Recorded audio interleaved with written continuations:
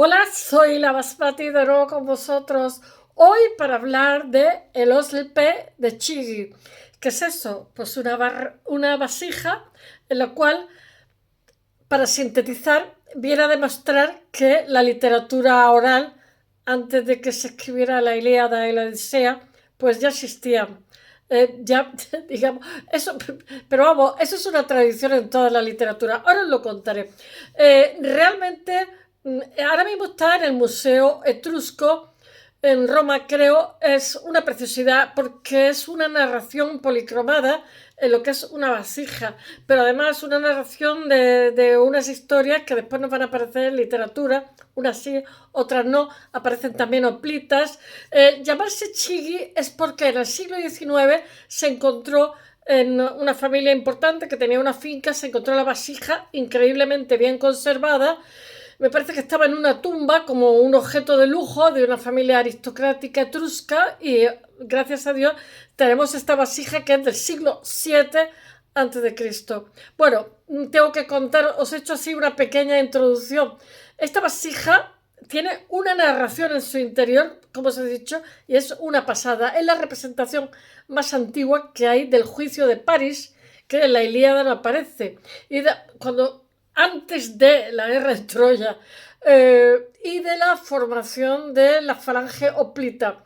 En 1882, en una tumba etrusca cerca de Vélez, a unos 16 kilómetros al norte de Roma, se halló un cántaro griego que es un olpe, se llama así, que había permanecido oculto en una cámara sepulcral, pero no era etrusco, bloqueada ya en la antigüedad por un... Los trucos son increíblemente misteriosos. Ya en la antigüedad por un derrumbe, lo que permitió que llegara hasta nuestros días en fantásticas condiciones, en un estado de conservación sencillamente excepcional.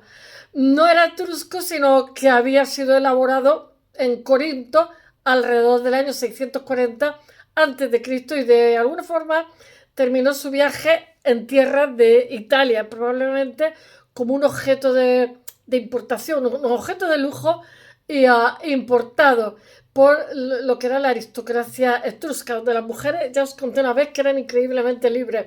Bueno, a mí es que eso me dejó alucinando. Siempre que he visto piezas etruscas, siempre los veo achinados. O sea, yo digo, bueno, no sé, a lo mejor es que sería la moda. Junto a él había también un ánfora, un buquero, buquero, un tipo de cerámica negra que lleva inscrita 5 líneas en 2 alfabetos etruscos. La reproducción de este vaso lo que pasa es que coincide, por tanto, con el periodo de dominio de la dinastía de Cipsélidas en Corinto, los cuales como tiranos que eran, promovieron las artes. He de deciros que siempre que hay dictadura y siempre que hay tiranos, las artes van a mal, porque es una forma de autoprestigiarse, de autopublicitarse, y la prosperidad artística de la ciudad, atrayendo a los mejores artesanos de todas las polis griegas. Bueno, con esta vasija tan maravillosa que tiene una narración una narración policromada, ojo, conocido como Olpe de Chigi, se escribe Chigi, por haber sido descubierto en terrenos que pertenecían a las familias principescas romanas de ese nombre. No es solo una obra maestra increíble de la cerámica protocorintia del siglo VII a.C., sino que además también es la primera representación visual conocida del mito del juicio de París y de la formación de las falanges hoplitas. Sabéis lo que son las hoplitas, que ya os he hablado. Tiene 26 centímetros, es que siempre se me meten pelos. Tiene 26 centímetros de altura. El vaso lo que pasa es que despliega como 3 narraciones. Bueno, el vaso es que no tiene desperdicio. Tiene 3 niveles narrativos. Ten en cuenta que el analfabetismo era lo habitual hasta hace 5 minutos. Tiene 3 niveles narrativos, cada uno representa una faceta de lo que es la sociedad y el pensamiento griego de ese momento, del siglo VII a.C., hace 2700 años, 2800. Dice, el friso superior, este es un señor que lo está comentando, dice, el friso superior nos transporta a un campo de batallas, que no sé cómo se llama, que tiene un nombre alemán, donde un grupo de hoplitas avanza en formación de falange o una innovación militar que pronto definiría el poderío de la polis griega.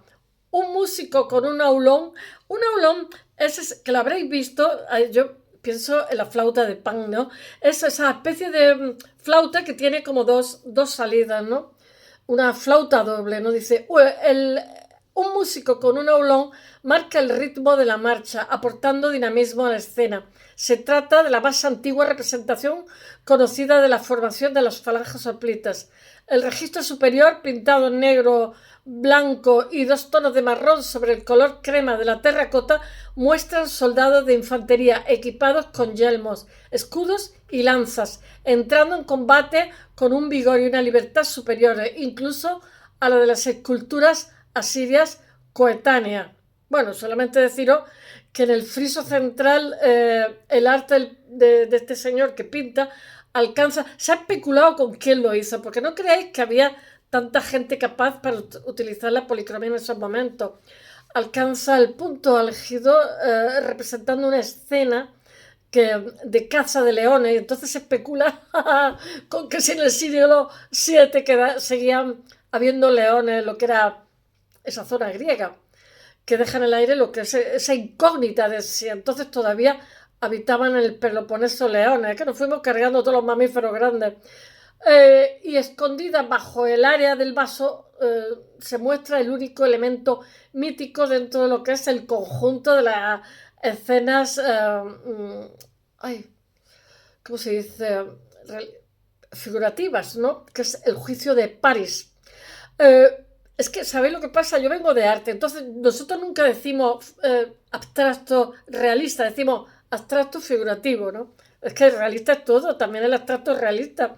Bueno, un hombre llamado Alejandro, que era el otro nombre de París, se encuentra rodeado por 3 diosas, que son, ¿cómo se llama? Atenea, Afrodita y Hera. Y por Hermes, que es el mensajero de los dioses, ya sabéis. A través de una decisión aparentemente trivial, elegir a la diosa más hermosa, París desata la cólera, el conflicto más legendario de lo que es la antigüedad, pues su elección de Afrodita le concederá el amor de Helena y con ello provoca lo que es la guerra de Troya. El mito del juicio de París no aparece en la Ilíada, si os acordáis, de Homero, sino Homero se especuló, perdonad que os diga, con que si era un prisionero persa, el ciego. Es bastante habitual en Oriente que se aprendan de memoria a los ciegos, como pasa en la India, yo creo que todavía, se aprenden, como los poemas de ciego aquí en España, yo no lo sé, se aprenden trozos de algo, de Mahabharata, etc. Entonces, cuando alguien pasa, te lo memoriza con una memoria prodigiosa y entonces le dan unas monedas, ¿no? No sé. Bueno, pero hay un poema épico anterior llamado La Cipria, que es donde aparece el mito de París. Este relato hoy se perdió en su mayor parte. Contaba los acontecimientos que precedieron a lo que fue la guerra de Troya. Y lo que pasa es proporcionando el trasfondo de lo que va necesario para que acontezca y comprender lo que es el inicio, lo que fue este conflicto, esa especie de cataclismo, ¿no? El hecho de que el Olpe de Chille muestre lo que es esa escena, pues la representación del mito más antigua que existe sugiere que ya había una literatura oral que estaba por ahí circulando, que era ampliamente conocido en el siglo VII a.C., antes de que se hiciera la Ilíada, porque realmente no se sabe cuándo se hace, lo que confirma la existencia de una tradición de oral antes de que Homero compusiera sus epopeyas.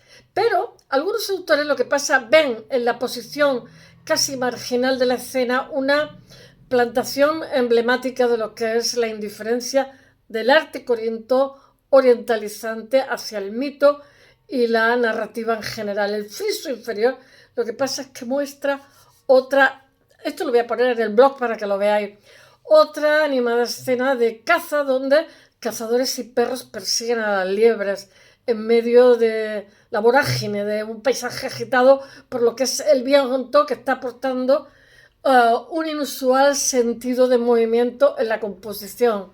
Se tiene muchos ritmos que decimos nosotros en arte. El creador del Olpe de Chigi sigue siendo absolutamente un misterio, aunque los expertos lo han bautizado como el pintor del Olpe de Chigi.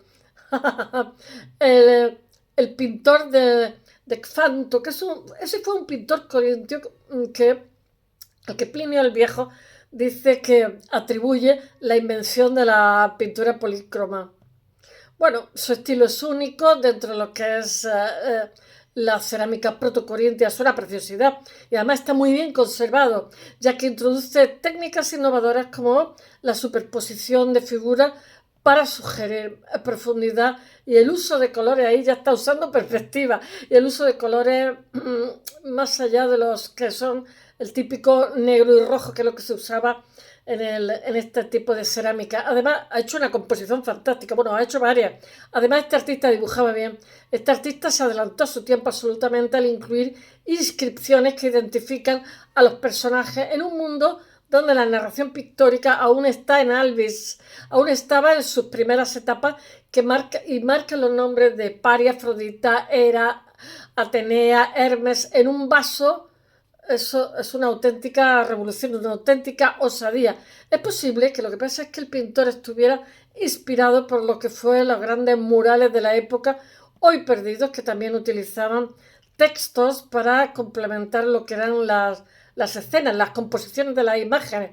Hoy el Olpe de Chigi se conserva, como os he dicho, en el Museo Nacional Etrusco de Villa Giulia, en Roma, junto a otras piezas maravillosas de la cultura etrusca que me encanta.